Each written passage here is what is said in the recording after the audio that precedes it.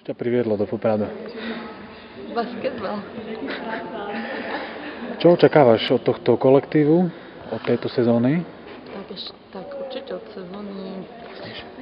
sezóny, že boli tak, myslím, že Poprad už dlho má medailové ambície, takže minimálne ten bronz, keď aj nelepšie.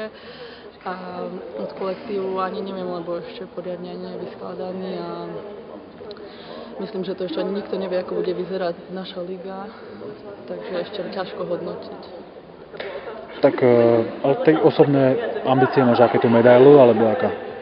Tak určite minimálne bronzová medaila a aby tu v klube boli s mojimi výkonmi spokojní a aj aby som sa tu viac cítila dobre na ihrisku aj celkovo. Aby boli s tvojimi výkonmi spokojní v klube, to znamená čo ako pre teba? Aby si hrala, alebo ako? No, ako keď dostanem šancu od trénera, aby som splnila jeho očakávania, ktoré asi budú každej hračke pridelené úlohy, či v obrane, v útoku, takže aby sa čo najviac vyhrávalo. S trénerom, pánom Krajňákom, máš nejaké skúsenosti už osobné? Ako ho vnímaš zatiaľ? Tak myslím si, že je to veľmi skúsený a dobrý tréner. Jeho tréningy majú hlavu aj petu, takže myslím, že každý z nás to môže veľa dať. Máš tu nejak v Poprade nejakú slabosť pre toto mesto, alebo pre tento klub, alebo ako? Tak pomaly sa posúvam z Košíc ďalej a ďalej cez Prešov do Popradu. Poprad celkom je sympatické mesto aj preto, že je blízko Tatier, ale zatiaľ ešte nejako extra dobre tu zorientovaná nie som, takže uvidíme.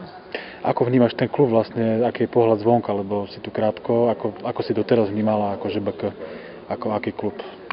Ako ambiciózny, ktorý minulú sezónu veľmi dlho na tú druhú priečku siahal a potom tom nešťastnom záverem to ušlo. Pračanky majú také zaujímavé dresy, nebudeš tu mať problém? Mne sa to na tých bábach celkom páčilo, takže neviem, ako osobne sa v tom budem cítiť, ale som na to zvedavá. Chcela by si zahrať aj nejakú európsku súťaž?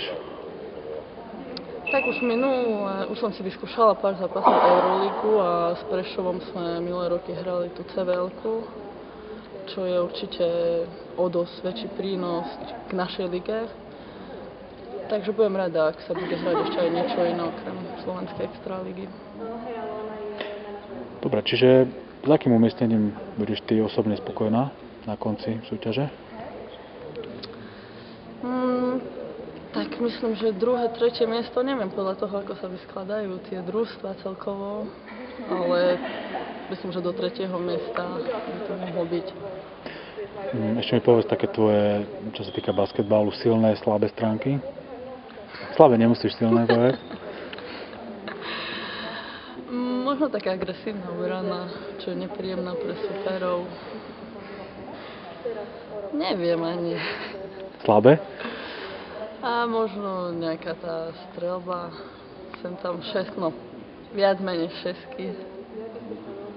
Dobre.